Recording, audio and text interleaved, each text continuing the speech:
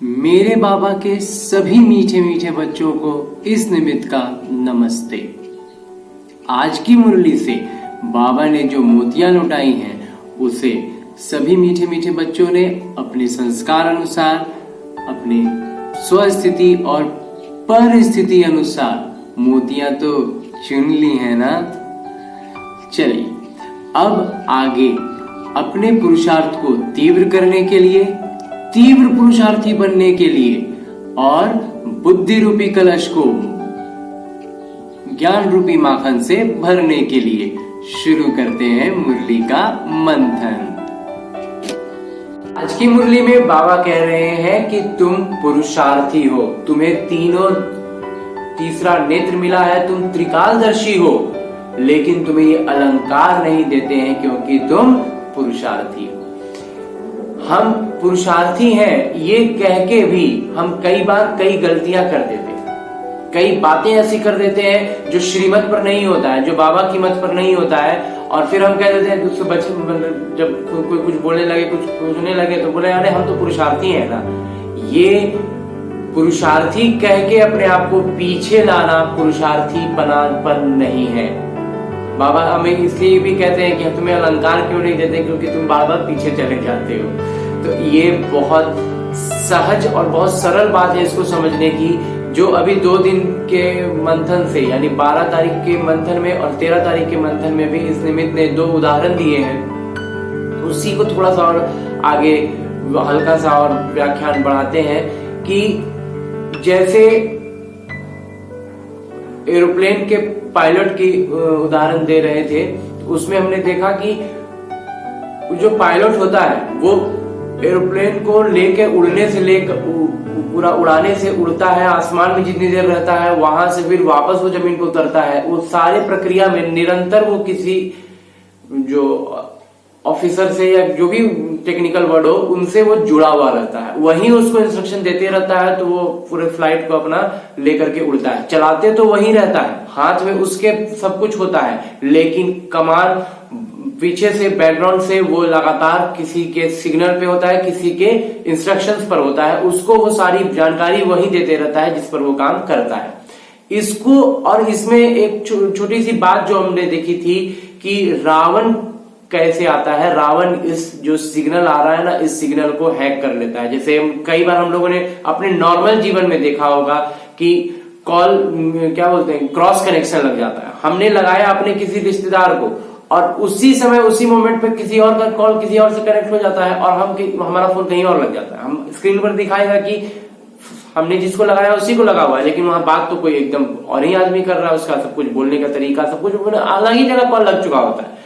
तो ऐसा ही कुछ होता है जब, और ये तो जानबूझकर रावण का किया हुआ है, ये तो नाटक में बना हुआ है, लेकिन हमें समझना ये है कि इसलिए क्या होता है कि बहुत सारे लोग अभी के समय में इसी जो 2 सिग्नल आने लगते हैं, एक तो श्रीमत का बाबा का सिग्नल आता है जो बहुत लो सिग्नल हो गया है, वीक हो गया है, और रावण वाला सिग्नल जो है, रावण वाला जो बातें हैं, वो जो सारी इंफॉर्मेशन दे रहा है, वो सारा कुछ एकदम स्ट्रांग आता है। तो हमें वो दिखाई पड़ते रहता है, वो सुनाई पड़ते रहता है, तो हम उसके अनुसार काम कर रहे हैं। इसलिए हमें पता ही नहीं है कि हम कुछ गलत कर रहे हैं। ये हमारे अंदर ये तो डाला गया था कि आपको इंस्ट्रक्शन के अनुसार आपको अपना काम करते जाना है। अब इंस्ट्रक्शन कोई दे रहा है और हम कर रहे हैं, अब इसमें गलत क्या है? तो वही है समझने की जरूरत कि ये जो गलत, क्योंकि जब कुछ उसके इंस्ट्रक्शन कुछ ऐसे होते हैं जो सुनने में देखने में एक बार हमको खुद में फील होता है कि नहीं ये सही तो नहीं लग रहा है, लेकिन अब सब कर रहा है तो सब कर रहा है तो हम भी करते हैं। तो सब कर रहा है इसका मतलब ये नहीं हो गया कि वो अच्छा हो गया। तो ऐसा बहुत सारी चीजें हम जो हमारे खुद को एक बार अटपटा लगता है करने में, जानने में, सुनने में, लेकिन चूंकि सब करने लग जाते हैं तो हमें लगता है हाँ ये तो कॉमन है। कॉमन हो जाना सही की परिभाषा नहीं है। तो जब दोनों सिग्नल आते हैं, कभी बाबा की कोई बात दिमाग में आती है, फिर रावण का भी बात आता है, क्योंकि रावण का सिग्नल बहुत स्ट्रांग है, उसका आवाज बहुत लाउड स्पीकर, बहुत तेज स्पीकर में आ रहा है। बाबा वाला एकदम जब सब कुछ मैंने एकदम ध्यान से सुनते तो हाँ कहीं कहीं बीच बीच में मुरली की कोई बात दिमाग में आती है, अरे इसमें तो ऐसा था, हमको तो ऐसा नहीं करना चाहिए था, ऐसी ऐसी जो बातें हम जो इन दो विधाओं में, इन दो सिग्नल्स के बीच में जो हम फंस जाते हैं और हम इधर उधर डोलने लगते हैं, इसको हमें पहले समझना है कि ये दो सिग्नल हो जा रहे हैं, ये अलग अलग जगह की चीजें हैं। हमें श्रीमत वाली बात को पकड़नी है। इसको परखने के लिए, इसको समझने के लिए पहले सबसे पहला काम जो है वो है रावण को पहचानने का। रावण इतना मायावी, हम लोगों ने कहानियों में तो सुना है ना कि रावण बहुत मायावी था। वो रूप वेश सब कुछ बदल करके अलग अलग तरीकों से अपना वार करता है। तो अभी हम रावण को क्यों एक्सपेक्ट कर रहे हैं कि वो हमारे सामने वो 10 सर लगा करके हमारे सामने आएगा? रावण कभी, उसकी सबसे बड़ी पहचान ये है, इस निमित्त को ऐसा महसूस होता है कि रावण की सबसे बड़ी पहचान है कि रावण कभी भी प्रत्यक्ष रूप से सामने नहीं आएगा। ये हम लोगों ने क्या देखा हुआ है कि जो भी कोई हो उसके नाम का, उस नाम का एक व्यक्ति रहेगा, जब बिल्कुल आदमी एक रहेगा जो उसका नाम वो रहेगा, वो रावण ऐसा है। थोड़ा उसका ताकत अधिक होगा, सर बड़ा होगा, माने उसकी माने क्या बोले उसको, मेकअप थोड़ा उसका अलग होगा, उसका गेटअप अलग होगा, लेकिन रहेगा वो एक आदमी ही। फिर चाहे वो किसी भी कैरेक्टर की बात हो रही हो, नदियों की भी बात करते हैं तो उसमें भी हम एक, जैसे गंगा माता बोलते हैं, गंगा नदी गंगा माँ है, तो उसमें हम एक स्त्री की कल्पना करते हैं जो एक माता का रूप है, तो वो तो नदी है, तो उसमें भी हम माँ का कल्पना कर लिए ना, स्त्री का एक व्यक्ति का कल्पना की, एक शरीर आदमी का, आदमी के शरीर का। ऐसे ही हर चीज में हम यही करते हैं। तो रावण को भी हमने यही सोच के रखा हुआ है कि रावण भी सामने से एक आदमी बन के आएगा जिसको हम पहचानेंगे और उसको फिर ऐसा सा होगा। लेकिन वास्तविकता यह है कि रावण धुआं है, वो कभी सामने नजर नहीं आएगा। धुएं की एक और खासियत देखिएगा कि जब दूर में रहेगा तो वो दिखे पड़ेगा कि वहां पर धुंध दिख रहा है, धुआं है। अगर हम थोड़ा अलग है, कहीं पर जैसे चूल्हा जलता है, कोई लकड़ी जल रही हो, धुआं कर रहा हो, तो वहां हमें स्पष्ट दिखाई पड़ेगा कि वहां धुआं है। लेकिन जब आप बिल्कुल उस धुएं के अंदर घुस जाइए तो आपको धुआं नहीं दिखाएगा, आंखों में जलन होगी, तकलीफ होगा, सांस में अजीब सा गंध आएगा, अगर खराब चीजें जल रही हैं तो अजीब अजीब सा सब कुछ फील होगा, लेकिन धुआं नजर नहीं आएगा, धुंध धुंध नजर आएगा, लगेगा कि कुछ स्पष्ट नहीं देख पा रहे हैं। यही है रावण। हम अपने जीवन में जो कुछ भी स्पष्ट नहीं देख पा रहे हैं, अपने जीवन में जो कुछ करने में हमें लग रहा है कि ये आसानी से नहीं हो पा रहा है, इसमें कुछ प्रॉब्लम हो रहा है, कुछ तकलीफ हो रही है करने में, मतलब वहां रावण है।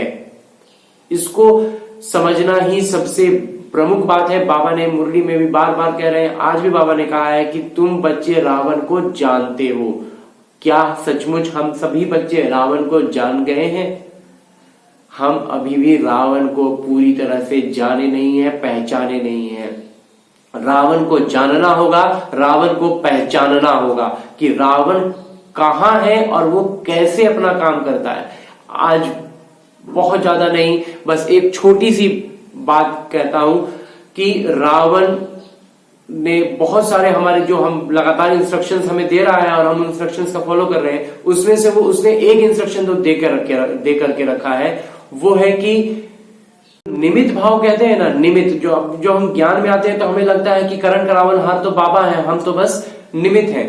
लेकिन यही चीज रावण के साथ भी है, बस उसमें फर्क यही होता है कि रावण जो होता है उसके जब हम निमित्त बने हुए होते हैं तो हम अपने आप को खुद मानते रहते कि मैं ये कर रहा हूं, और ये नहीं मानते हैं कि रावण हमसे ये करवा रहा है। ये हम मानते ही नहीं है, क्योंकि रावण ने ही ये हमारे अंदर डाल के रखा है कि तुम कर रहे हो, मैं नहीं करवा रहा हूं। तो ये चीज को समझने की इसलिए जरूरत है क्योंकि आज कोई भी कर्म, कोई भी बात जो हम अपने नजदीकी रिश्तेदारों की देखें या दूर की बातों में जो हम अखबारों में खबर पढ़ते हैं, जिसको हम कुछ भी नहीं जानते इनके बारे में, कुछ भी हो, हम उस निमित्त को देखते हैं जिस निमित्त ने कुछ गलत किया।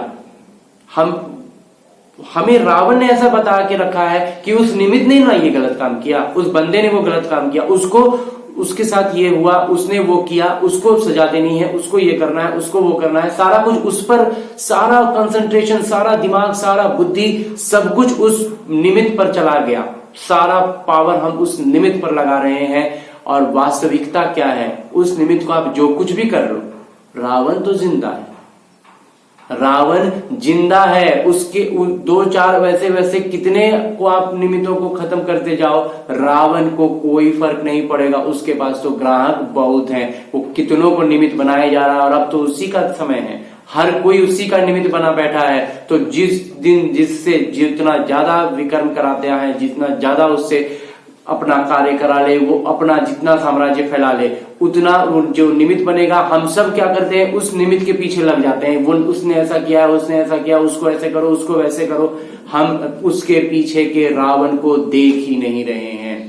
रावण पीछे आराम से बैठा है, वो अपना काम निमित्त बना बनाकर लोगों से करवाए जा रहा है, और हम उस निमित्तों के पीछे लगे हुए हैं।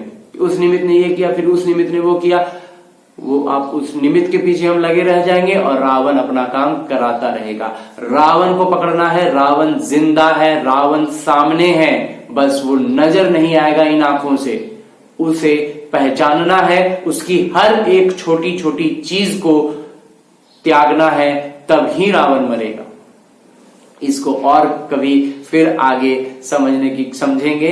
इस निमित्त के पास बहुत कुछ है कहने के लिए, बहुत कुछ मंथन करने के लिए। आप भी मंथन करते रहेंगे, खूब मजा आएगा, खूब ज्ञान बढ़ेगा, खूब उत्साह बढ़ेगा। बाबा की याद में खोए रहेंगे, बाबा से प्यार होता जाएगा।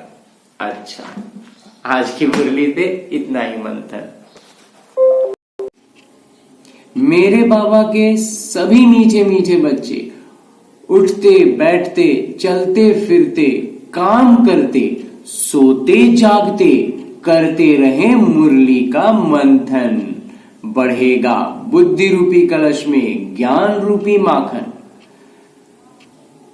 छटेंगे विकार, होगा विकास, बढ़ेगा पुरुषार्थ। होंगे कई निज अनुभव, सहज होगी बाबा की याद। रहेगा अगली मुरली का इंतजार। तब तक सदा है सर्वदा है मेरे बाबा का प्यार। ओम शांति।